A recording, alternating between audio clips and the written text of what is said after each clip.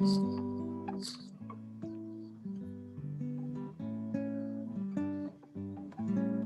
thank you for that lovely lead in, and welcome to the 74th ever Sunday Assembly in San Diego. This is our 5th online only assembly. We won't be showing the lyrics on the screen, but please sing. The program with lyrics are on the Meetup or Facebook event that you joined.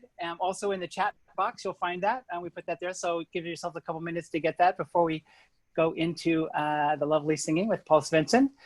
Because of the lag time, we'll keep everyone muted for the person speaking, so we can't hear you, but we can see you. So feel free to wave your hands or clap. Because this is an online assembly, you may see people from all over the world, from other assemblies. So if you are from another assembly, please go ahead and put where you're from in your text box, but please feel free to say hi to everybody. Our speaker today says she'll stay after for breakout events, as long as her children let her do that. So we'll have that to look forward to. Sunday Assembly is a secular, non-religious community that meets monthly to hear great talks, to connect for community events, to sing silly songs, to have some snacks, but mostly we're here to celebrate this one life that we know that we have together. The motto for Sunday Assembly is live better, help often, and wonder more. And every Sunday Assembly has a theme. The theme for this Sunday Assembly, so appropriate, is under pressure. My name is Michelle Sutton. I will be your MC today. How many people, by a show of hands, it was your first time coming to join us for an assembly today? Oh, it's not my first time, sorry. Well, if you see anybody there, welcome those people, especially in the breakout sessions. We're so glad to have you with us. This is a wonderful community and just a place to be yourself, as I can attest to. We have a media-free zone. That is you disabling your video and your mute button. And of course, you're watching your own kids today, so I know you did a good job of that. So. We're going to start right in with the wonderful Mr. Paul Svensson singing "We're Going to Be Friends." Paul? Hey, everybody. I woke up this morning with no high notes at all. So I'm counting on the people, especially the people sitting on the right, to help me out with the high notes, and the people sitting on the left can help out with the low notes. And if I cough, excuse me, but so we're just going to do this like we always do. Possibly one of the simplest songs in the world. If you don't have the lyrics, you should have the lyrics. You got the lyrics? Raise your hand if you have the lyrics. Okay, good. And I'll be able to tell who doesn't have the lyrics by the fact that you won't be singing. But we'd rather have you sing. Goes like this. Fall is here, hear the yell, back to school, ring the bell, brand new shoes, walking blues, climb the fence, books and pens. I can tell that we are gonna be friends. Sing that. I can tell that we are gonna be friends. So even if you don't have the lyrics, you can still get the last line of this. Okay, you got it?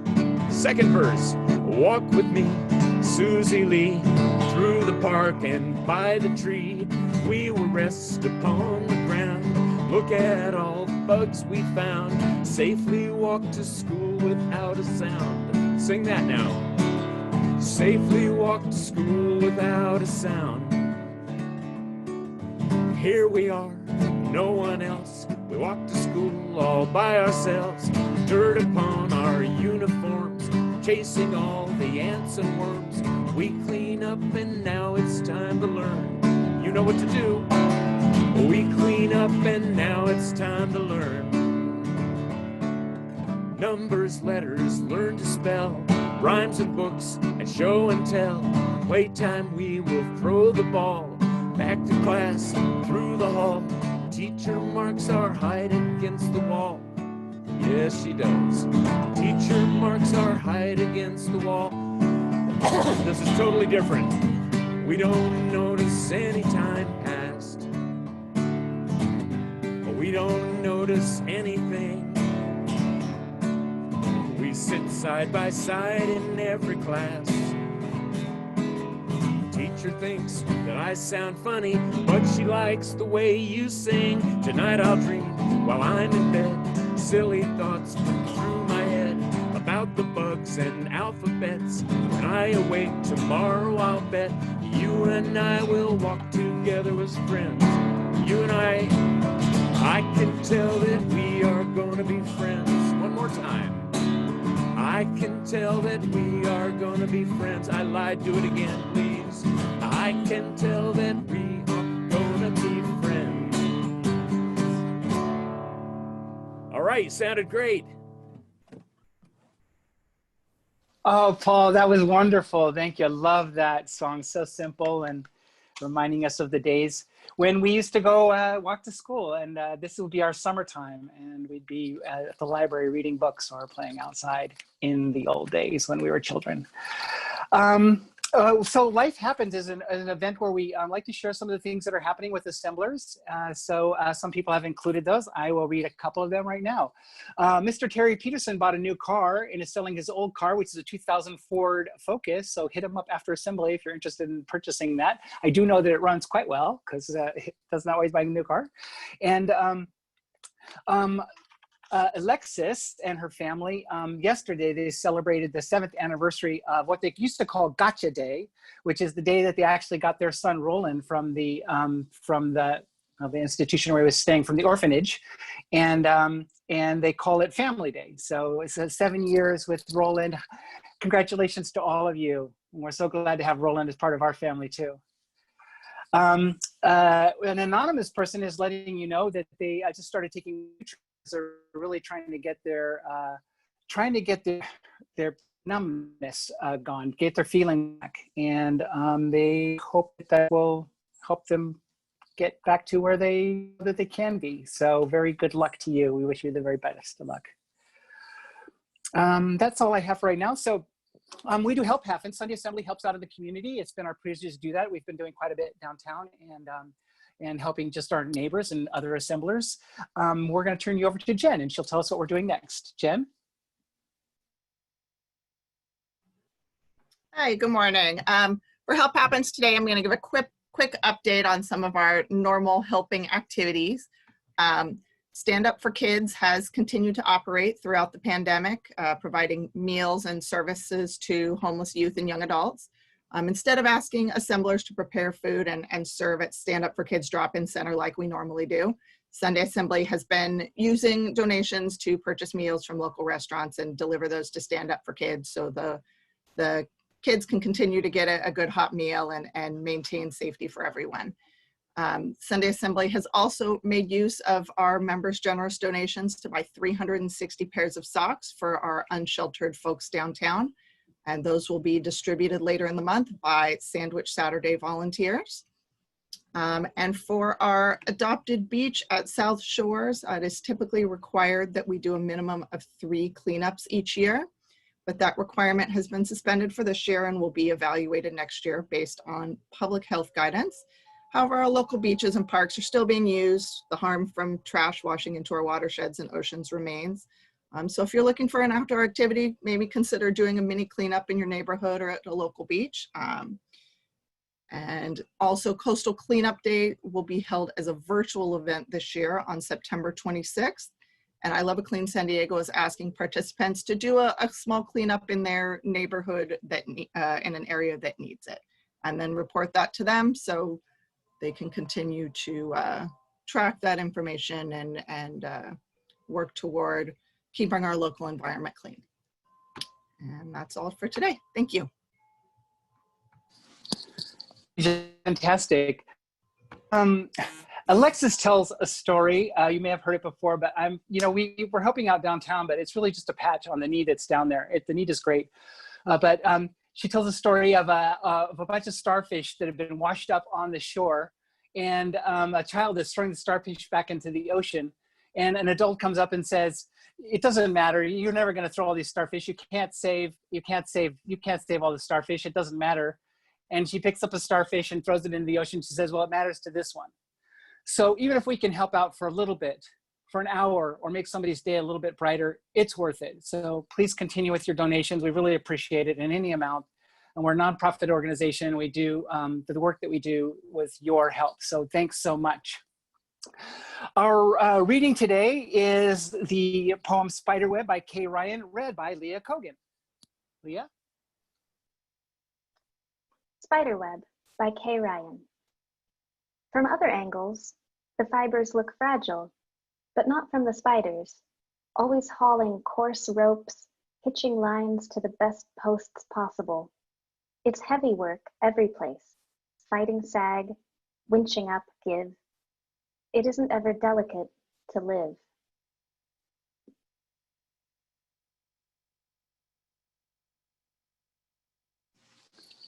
Thank you, Leah. One thing about Zoom is Leah is not here in the county at all, but we can still have a reading. Leah is a long board member. She moved to go to school, so glad to have you here with us today, Leah. Our speaker today is Dr. Sabrina Stierwalt. She is an extragalactic astrophysicist. She uses nearby intergalactic galaxies to understand how stars and galaxies form throughout the universe's history. She uses data from space-based telescopes like Hubble, Spitzer, and XMM Newton, along with data from ground-based telescopes like ALMA and VLA and Magellan. Most recently, she was awarded a multi-year grant from the National Science Foundation to conduct the first systemic study of gas dynamics and star formation in the interacting dwarf galaxies, which are smaller galaxies, which are building blocks of more massive ones like our Milky Way.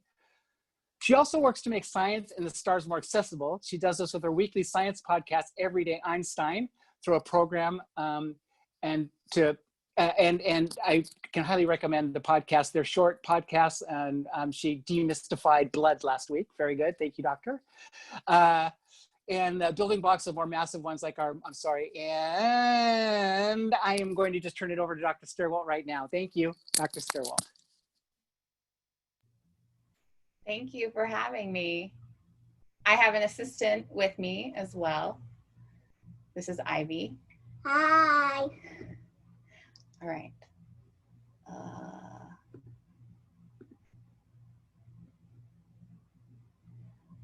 gonna try to share my screen. Thank you for your patience.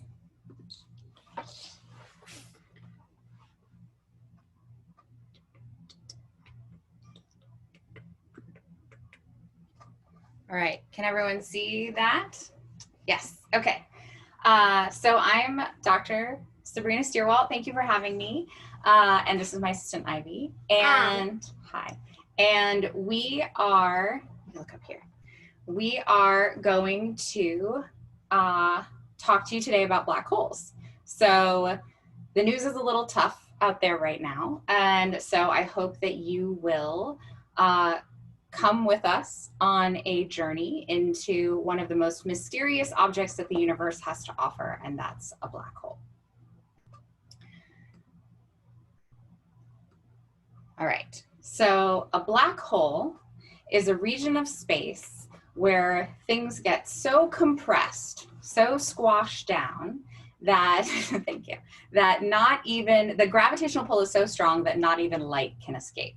So that means technically anything can become a black hole. So you can become a black hole, your couch, I assume you're sitting at home on your couch, your apartment. If we squeeze these things down small enough, then they will become a black hole, where the gravitational pull is so strong that when light tries to leave, it gets bent back inward. So our Earth, which is about 8,000 miles across, would become a black hole if we compressed it down, so it would become dense enough to be a black hole, where even the fastest traveling thing we know, light, can't escape. If we compressed it down to the size of a Penny. A penny, that's right. So we'd have to get it down to the size of a penny in order to be able to see it. Sorry, I see someone, I see Laura typing, that's not, is it for me? No, yes, no, okay. Compress it down to the size of a penny. So back in the 1700s, this gentleman named John Michell, who's described as a philosopher and a clergyman, predicted that we might have these things called dark stars that were so, their gravitational pull was so strong that not even light could escape. Now, he had no business predicting this. He had no scientific backing to think that this might be the case. So I imagine he was just sitting around with his friends one night thinking, hey man, what if there were stars that were dark or something like that? I don't know where he got this idea. But but he's described by the American Physics Society as being, quote, so far ahead of his scientific contemporaries that his ideas languished in obscurity until they were reinvented more than a century later. So haven't we all felt like that? Nobody gets me. It must be because I'm just ahead of my time. So John Mitchell predicted that there could be these things called dark stars. And now we actually know a physical mechanism that can compress something so far down, so small and so compact that the gravitational pull is so strong that not even light can make its way out. Now, we talked about you'd have to take the Earth and make it to the size of a penny. You'd have to take a mountain and compress it down to the size of, say, an atomic nucleus. Even something like the sun, you'd have to take the sun, which is much, much larger than our Earth, and compress it down to about 3 kilometers in size. But we don't really know any physical mechanisms that can take such small objects and compress them down so small. But we do know that if you start with a much larger object, like a larger star, so our sun, sorry to say, very special to us, but very average, according to the rest of the universe. So if you take a star that's larger than our sun, and at the end of its life, so for most of a star's life, it burns through the hydrogen fusion in its core. It makes energy that radiates outward and makes it shine, great for us. And then, so this also, the pressure from all these photons, all this light making its way out of the star, counteracts the gravitational pull that wants the star to collapse in on itself. So there's this great balance between these two things, the star making energy through fusion in its core and gravity trying to push back down, that we call this hydrostatic equilibrium that helps a star live in somewhat harmony for a lot of its life. But then eventually it runs out of that fuel. And what we have is a disastrous event where eventually, with nothing pushing back, gravity takes over and gravity wins. And so that incredible crush of gravity on this star that started out larger than our sun, eventually those outer layers come crashing down. They bounce off the core that's left there, and you get this huge explosion called a supernova. And then once that material fades away out into space, you're left with the core of that very dense object, which is a black hole. So you've taken a large amount of mass and you've compressed it down into what we call zero volume. So you've made a black hole. So now we know there's a physical mechanism for making black holes. Now, something so dense with such a strong gravitational pull that not even light can escape. I keep saying that, but what does that actually mean? Well, Einstein's theory of general relativity tells us that a massive object will curve the space-time around it. So this is sort of a little depiction of how you can think about that. So a light ray traveling by this massive object will think it's traveling on a straight path, but if it's traveling along one of these pink lines here, it actually is traveling on a bent path because the space around this object is getting bent. The more massive the object, the bigger that curve or the bigger that bend in the space-time around it. So all massive objects curve space-time. You curve space-time, but to such an imperceptible level because we're not very massive.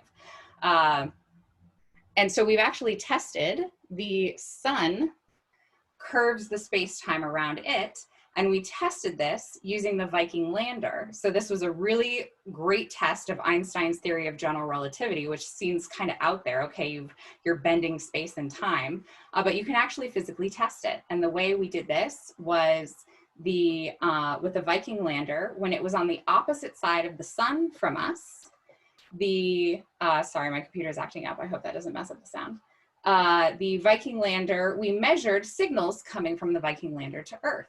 And we thought that it should take a certain amount of time, but it actually took longer. There was a time delay, and that was because those signals weren't traveling a straight line. They were actually traveling this much longer curved path because they were going into this curve in space-time created by the sun. Now I keep saying space-time, so only is space curved around a massive object, but also time. So time moves more slowly when you're in the presence of a strong gravitational field. Now that means that here on Earth, on the surface of the Earth, the gravitational pull of the Earth is just a little bit stronger than it is, say, for satellites up in space. And so that actually is something we can measure when it comes to, say, GPS satellites. So since we feel a little bit more gravity here on Earth than the satellites do, time passes a little bit more slowly for us. And that means that if we didn't correct for this time difference, our GPS satellites would get off by 45 microseconds every day. That doesn't sound like very much, but it means you could be off in your destination by as much as 7 miles. I don't know about you, but I'd be pretty ticked if I wound up 7 miles away from where I was trying to get with my GPS. So gravitational pull of a massive object curves space and it curves time. So since time passes more slowly in the presence of a massive object, let's say, for example, you wanted to escape this current timeline. I don't know why you would want to do that. Return in 2021. You could go hang out in the presence of a massive black hole for a couple of days and come back. And more time would have passed here on Earth than it would have for you because you were hanging out in the presence of a strong gravitational field. Unfortunately, when there are other adverse effects to hanging out around a massive black hole. So for example, gravity is really strong. So we talked about how the gravity here on Earth is a little bit stronger than what GPS, the gravitational pull that our satellites feel out in space, because they're a little bit farther away. I'm sorry, my assistant is yawning. So the same is true for our feet versus our head. So the gravitational pull that we feel on our feet is a little bit stronger than the gravitational pull that we feel on our head because your 5 to 6 feet difference between these two spots on your body. That since the Earth isn't very massive, astronomically speaking, that difference in gravitational pull doesn't really affect us, obviously. But in the presence of a massive black hole, there is a big difference because the gravitational field is so strong. And so your feet feel a lot stronger gravitational pull than your head. And so that ends up stretching you out in a process that is officially called spaghettification. So you might escape the pandemic timeline here, but you'd be turned into noodles. All right. So how do we detect these things if they're dark and light can't escape? They don't emit any light. Well, here is an image, an astronomical image of the region of space where the first black hole in our galaxy was detected, called Cygnus X1. And it, so you can see it's mostly dark around this black hole when we look in optical light. So we're not seeing that normal light like we would from a bright star. And it was actually detected with the Uhuru satellite in the 1970s. And so the reason we can detect these black holes is that here is an artist's depiction of, so this is an illustration, not an actual astronomical image, but it gives you a really good idea of how we can detect these black holes. So they're not shining out light like a star does, like a normal star. But when matter gets close, any sort of material gets close to the black hole, it doesn't suck it in immediately. It's not some sort of cosmic vacuum cleaner. Instead, it hits a disk, it swirls in a disk of material that can eventually swirl into the black hole. So we call these accretion disks because the black hole slowly accretes material. And so one way it can do this, if it has a massive companion star, so that's this big blue thing here, this star is burping out a lot of material. This happens when a star gets to the end of its life. It's starting to run out of fuel. It does a lot of sputtering and burps out a lot of gas. And so some of that gas will get closer to the black hole. And as it comes in and it heats this disk of, it hits this disk of swirling material, that causes a lot of friction as it hits. And so if you rub your hands together, assistant, rub your hands together, what happens? They get hot, right? So that's from the friction. And so when this material comes in, hits the disc, you get all this friction and it heats up. And so it emits a lot of, thank you, that's perfect.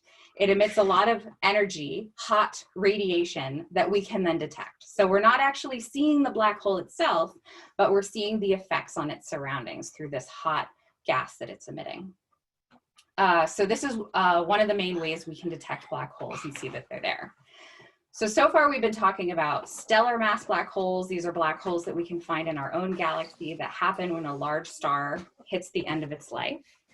But we also have supermassive black holes. So stellar mass black holes are something like 10 to 100 times the mass of our sun.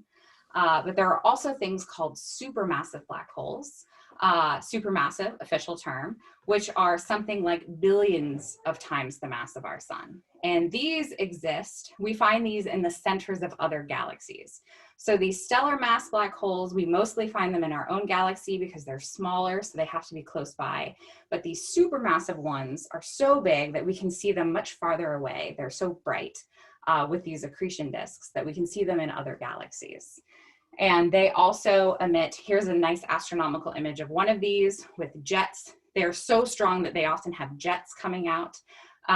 And so one of the leading researchers in these jets, these powerful jets that are emitted by these supermassive black holes as they gobble up surrounding material, is Dr. Jajida Ishler. And she's done a lot of great talks, TED Talks, National Geographic talks. So I highly recommend checking out her work if you want to hear more about this stuff. So, all right. So here is, let's see if my movie will play. So here's a simulation of that accretion disk, which I just think is really neat. I could watch it for a long time. And so what you're seeing here is that disk of swirling material, and we're going to look at it from different angles. But you also see emission on the top and on the bottom. And that's because you're going to have some light that gets close to the black hole and then can't escape, right? Space-time bends it back in. But you're also going to have some emission, some light that's traveling by that just misses the black hole, just misses that point of no return, which we call the event horizon, which is also a fantastic Lawrence Fishburne movie from like the 80s. So you have this emission that just misses, and so it gets bent around that black hole, and you see it on the top and bottom. It appears to us as if it's on the top and bottom. So here is, on the top, this is an actual model prediction, an astronomical model prediction of what this accretion disk will look like. You can see it's faint on one side, and that's because as this material swirls around, some of it's coming towards you at some points, and some of it's coming away from you.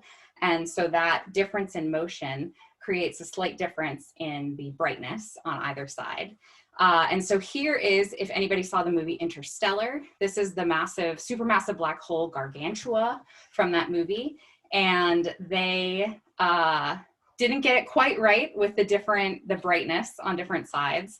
But rumor has it that they did have it right, but then they changed it because they thought the audience would be too confused if it was bright on one side and faint on the other. So they went for pretty picture over accuracy.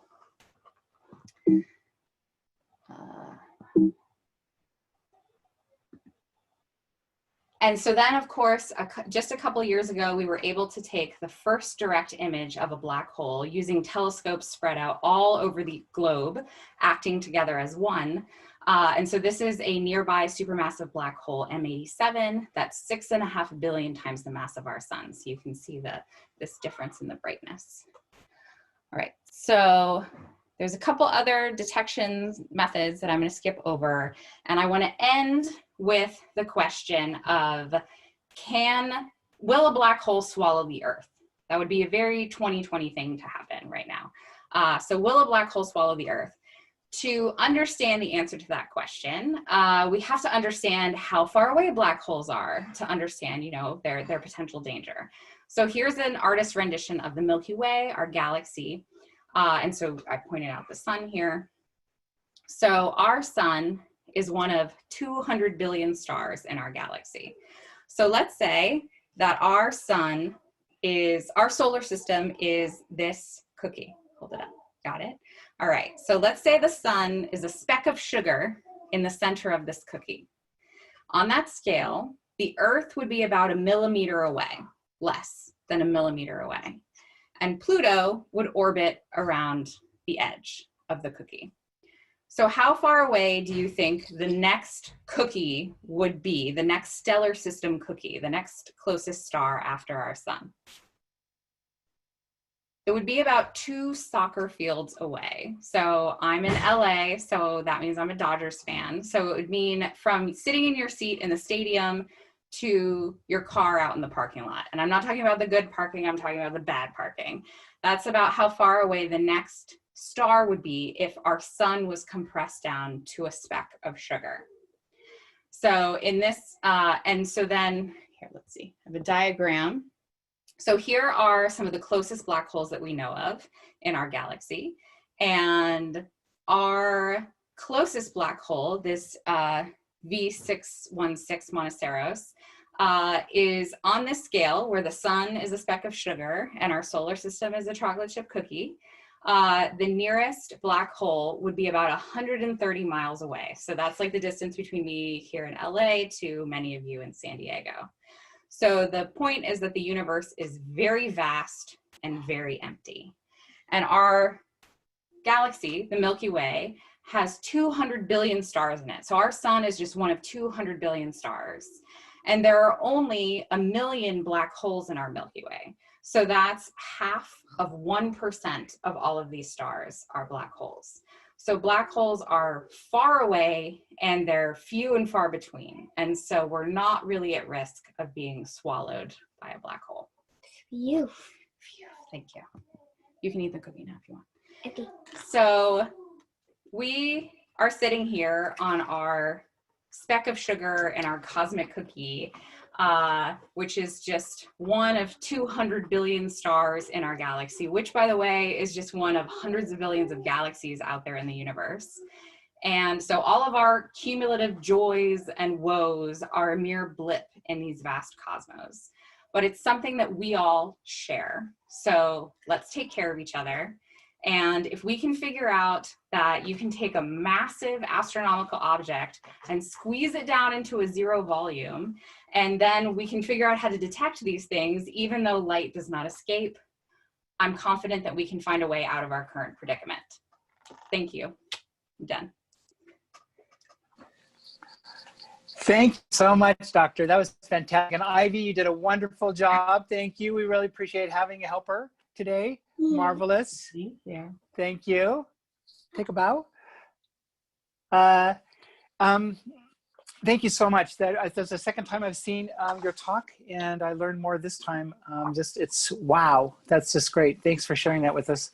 We're doing a sing along with Mr. Paul Svensson. Here Comes the Sun by the Beatles. Paul? Yes. Okay. Well, I've been sitting here trying to write a new verse for this song and work the term spaghettification into a verse. I have failed miserably. But I do know one thing for a fact, is that if we sing this lovely George Harrison song, I've heard this from a friend of mine who is he's an astromusicologist, and said if we sing Here Comes the Sun, then we will not fall into a black hole. So I'm counting on you all helping me out here.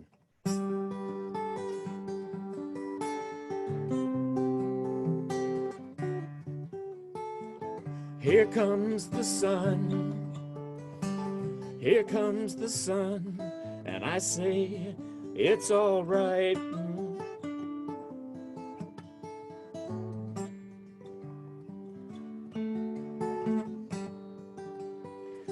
Little darling, it's been a long, cold, lonely winter. Little darling, it seems like years since it's been here. Here comes the sun. Here comes the sun. Doo-doo-doo-doo. Here comes the sun. And I say, it's all right.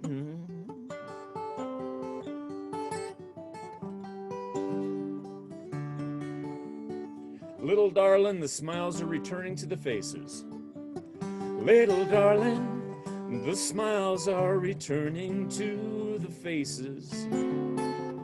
Little darling, it seems like years since it's been here. Here comes the sun. Here comes the sun. Doo-doo-doo-doo. Here comes the sun. I say it's all right.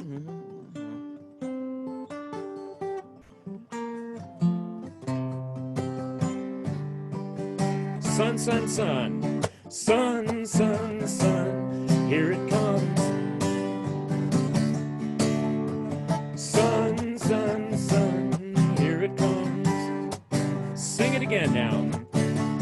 Sun, sun, sun, here it comes. One more.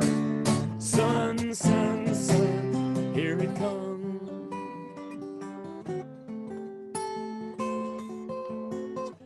Little darling, I feel the ice is slowly melting. Little darling, it seems like years since it's been clear. Here comes the sun. Doo-doo-doo-doo. Here comes the sun. I say it's all right. It's all right.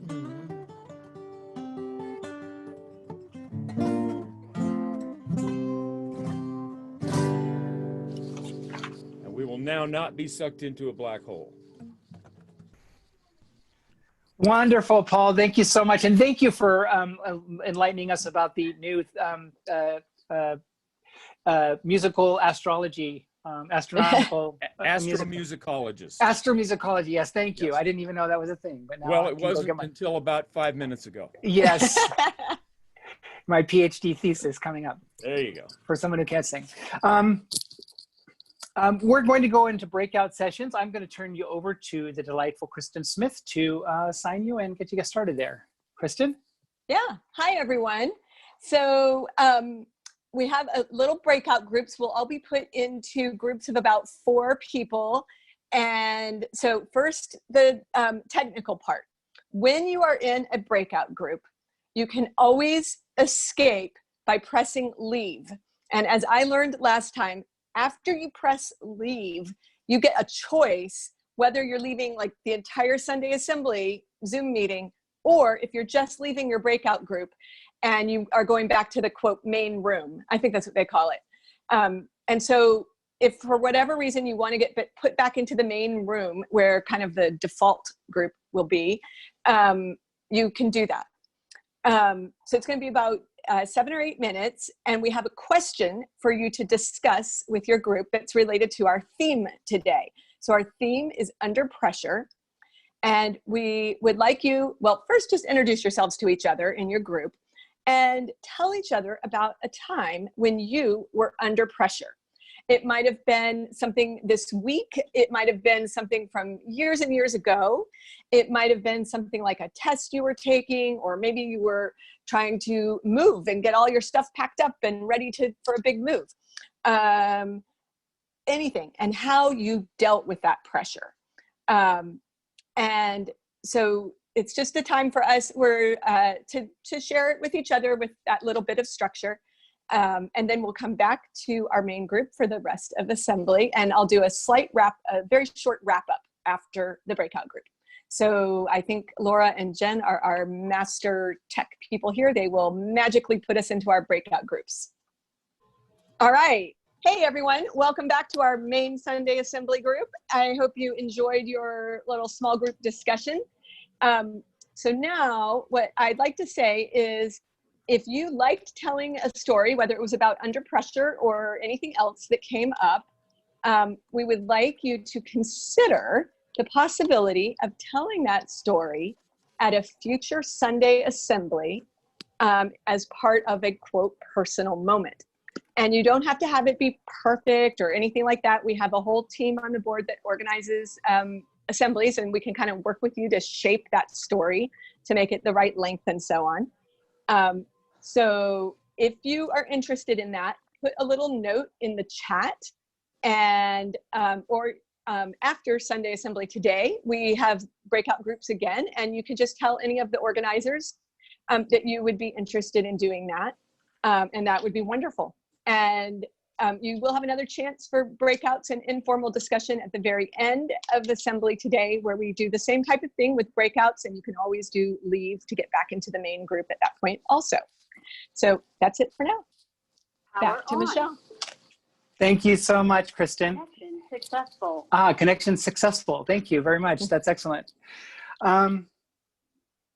For my MC address today, I would like to talk about our theme, which is under pressure, which really could just be the theme for the year, I think, because all of us to a more or less degree have been dealing with our own specific challenges and have found this year very difficult.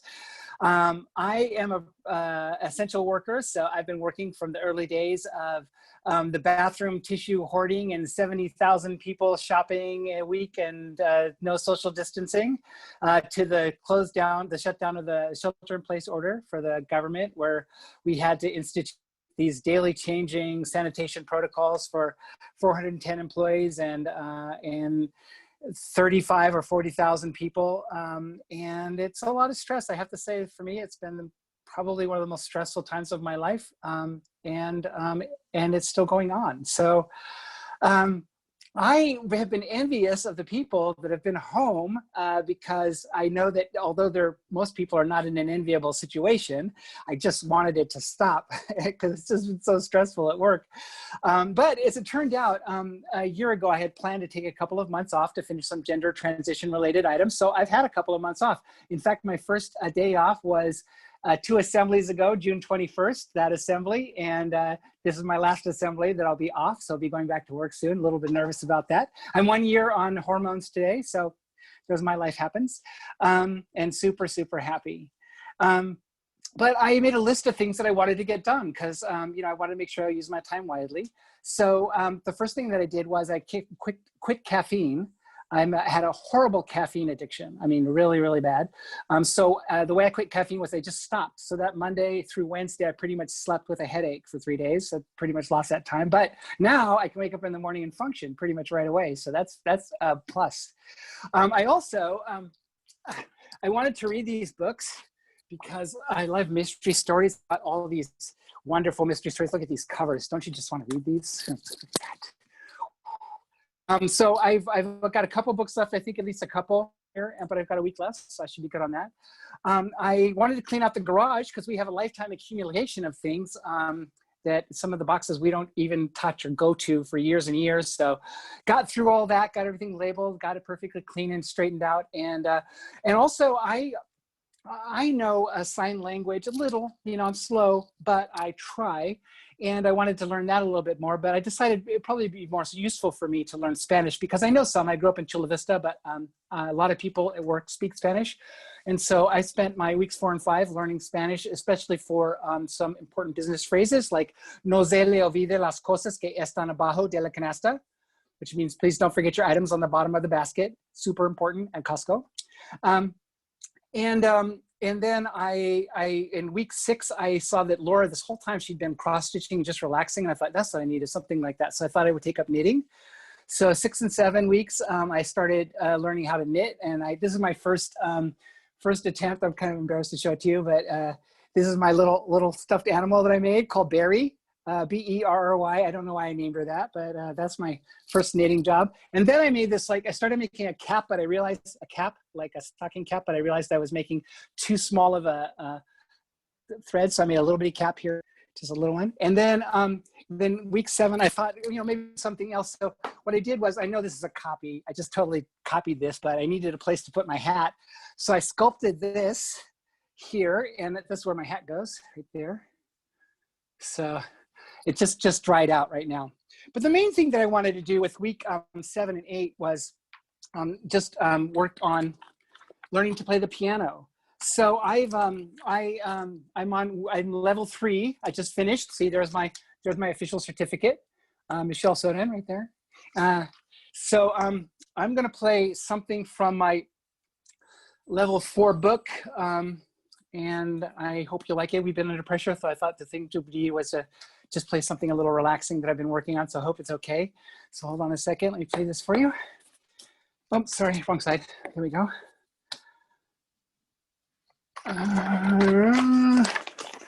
Okay. Oh, I'm blocking the camera. Oh, that's okay. I'll just play this from memory, best I can. Sorry, I'm a little nervous about this. Bear with me.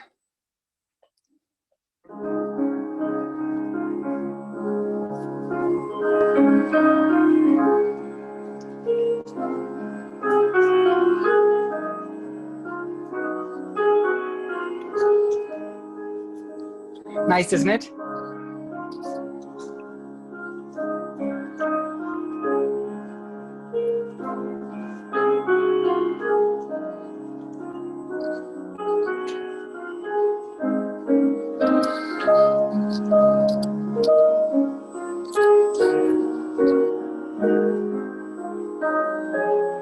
You probably think I'm not playing this with my own two hands, but I am. I can prove it. See, both of them. So I didn't do any of those things. Didn't learn how to play the piano. I know Spanish already. That's one of the few things I know. Sign language, I just still want to know what I know.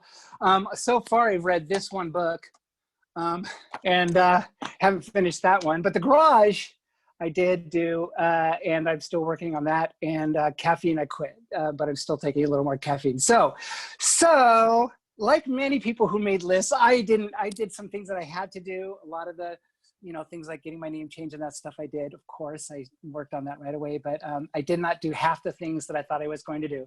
And I was, I'm a little upset with myself because I've heard people say you have to be easy during yourself during this hard time, but I feel like I'm using COVID as a lot of excuses for things that I'm not getting done. And I feel bad about it because I know what I'm capable of doing. I know all my flaws. I'm the only one that knows all of them. So I know that when I'm procrastinating, and I just been having a hard time, but there's two things that have really helped me out. One was, and I'll refer you to this if you're interested in seeing it, was Lynn Warner's speech from our assembly on June 20, I think it was actually April. Sorry, it was our Unlikely Allies assembly, I believe. What was that? I'm sorry. Laura's telling me what it is, but I don't know. She'll come on there and say it out loud. Anyways, and then also I heard this yesterday, and I don't normally do this, but I'm going to just read you something because it's super helpful to me. And I'm going to credit the person, Alexis Rockley, who wrote it. She calls herself a personal life coach for people that don't believe in life coaches. And she bases her theories on science and her study on the brain, a study of the brain. She says, if you feel flaky or inconsistent, that's because your brain doesn't know what news to brace for next, or what the next month will hold. And that's certainly true. She said that, sorry, let me do this here. Sorry about that.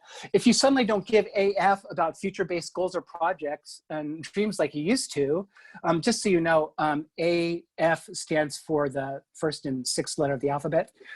And that's because your brain knows being short-sighted is a safer way to cope right now. So being short-sighted is a better way to cope. And I can understand that. If it seems like you can't focus, that's because your brain has temporarily shut down some functionality in your prefrontal cortex, the part that juggles complete tasks and planning, due to the stress response. And if your creativity is feeling blocked, that's because your brain has temporarily diverted all of its creative energy, your problem-solving abilities to figure out how to avoid dying in this narrow, slow burn, fight or flight situation that we're in. Your plans, creativity, energy, and focus and motivation are yo-yo right now because your brain believes you need to be extremely adaptive. You will not be on this roller coaster forever. So be patient with your brain, and I'm going to be patient with myself. And remember, during this period of time, we whether we're talking to each other or not, we are connected. And if you have the ability to do it, we say if you have the spoons to do it, and you can, reach out to somebody, give them a call. Remember, sometimes just hearing from you can brighten somebody's day. So ask yourself, who are you helping? And if you have the opportunity, if the answer is no one, and you have the ability to do it, just make a call or see what you can do to help your neighbor out. So together we'll get through this. So glad to be with you today, and so glad to be part of Sunday Assembly. Thank you. We will now take a 1 minute for silent reflection.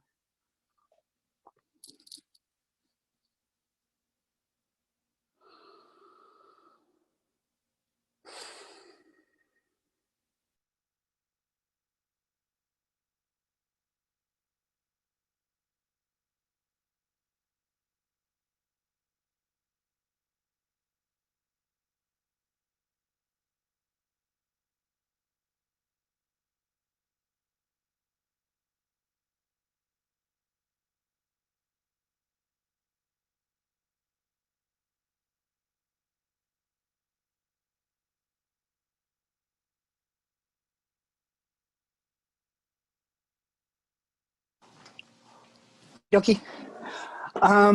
We are going to have some announcements, and I'm going to put this on. So I'm just going to read through these really quickly. We have taco. So there are plenty of ways to connect. If you just want to be with people, you can join us for one of these events. They're on Zoom, and maybe you have a Zoom burnout, but it's just nice to be together with people. I've been attending most of these Taco Tuesdays and many of these events, and it's just been really, really nice to spend time with you. Taco Tuesdays, TALK-O, Taco Tuesday on Zoom at 6 p.m. Right here on the same Zoom channel. Game night is on Thursdays. It's been a hoot and much needed during the pandemic. Last week was an online Jeopardy, and next week next Thursday we'll be playing our old favorite game of categories, low tech. All you need is a pencil and a piece of paper to write on, or a pen. So it's a writing utensil, not limited to a pencil. Our monthly topical conversation group is the first Sunday of the month. The topic for this September 7th, hello, welcome back, will be how do non-religious people cope with the big life questions, whatever they may be. And our last announcement, last weekend, we had our first in-person event. It was a walk outside in Balboa Park, a group walk. I hosted, we were able to do social distancing, masking, basically people paired up. We walk in areas where we have plenty of room to be able to walk together. And it was really, really nice just to be able to be with people and have conversations. And so if you want to participate that, we're going to do another one. Same walk, August 29th. It's just a little under 3 miles. And we'll start at the very tip of Balboa Park at Upas and 6th, and we'll go all the way to the Morton Bay Fig down at the end and back. The weather, Laura checked with the weather people, and they assured her that it would be temperate and breezy. We start at 6 p.m., so don't worry about sunscreen or anything like that. It's just a fantastic time to spend with people, so hope we see you there. We had 11 this time. Let's get more, please. All right, once again, with the amazing Mr. Paul Svensson. Paul singing Proud Mary by John Fogerty. Paul? Okay. Once upon a time in the 80s, I met John Fogerty.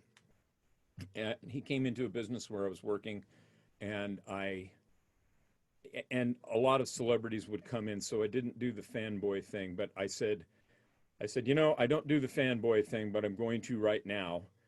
And he said, oh, what you got? I said, I just want to thank you on behalf of everybody who plays the guitar, who learned in high school back before anybody could ever learn. I want to just say thank you. He goes, for what? I said, for writing really awesome songs that anybody can play. And he got a big smile. I thought that was kind of cool. The other thing that I haven't been doing is telling you about my guitars, because there's probably at least one person out there might be interested. But the one I played for the first song was a 79-year-old Martin guitar that I love very much. And the second one was a more modern guitar. It's actually a couple years old. It's the newest guitar I have. And then this is a 2005 Martin 7-string guitar. Most guitars have 6. This one goes to 7. Or they have 12, and in the old days they used to have 4. This has got 7, and if you want to know why, ask me later. And with all of that yammering done, let's sing a little Proud Mary. Everybody?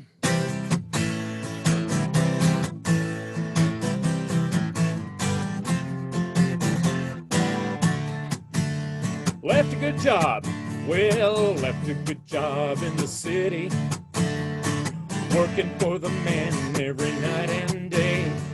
But I never got a minute of sleep, worrying about the way things might have been. Big wheel keep on turning, Proud Mary keep on burning. Rolling, rolling, rolling on a river. Sing that again. Rolling, rolling, rolling on a river. Now, since we're all not hearing each other, I want to break this up so that if you feel like you sing with a high voice, you sing the first rolling, and if you feel like you sing with a low voice, you sing the second rolling. Let's just try it. Ready? Rolling, rolling, rolling, rolling, rolling on a river. Sounds great.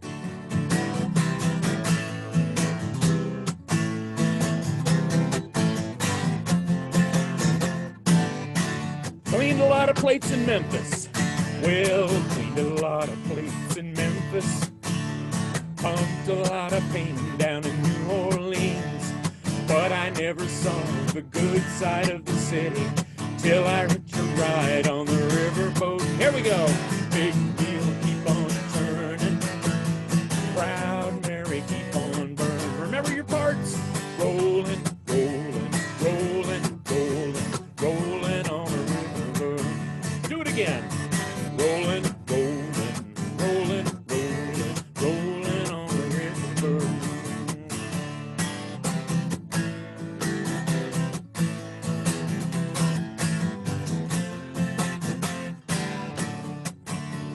If you come down to the river, if you come down to the river, bet you're gonna find some people who live. You don't have to worry if you got no money. People on the river are happy to give, and those big wheels keep on turning. And Proud Mary keep on burning. Rolling, rolling, rolling, rolling, rolling on the river. Come on, low part, I can't hear you. Rolling, rolling, rolling, rolling, rolling on the river. That's better. One more time. Rolling, rolling, rolling, rolling on the river.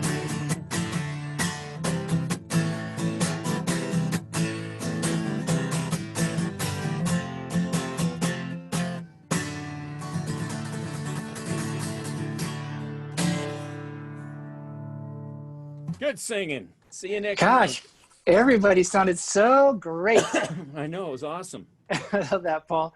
Oh my goodness. Well, that's it for today. Our next assembly is September 20th. We have octogenarian and African-American community organizer and previous nonprofit director, Janice Johnson, will share some stories and tell us how we can get into what John Lewis called good trouble.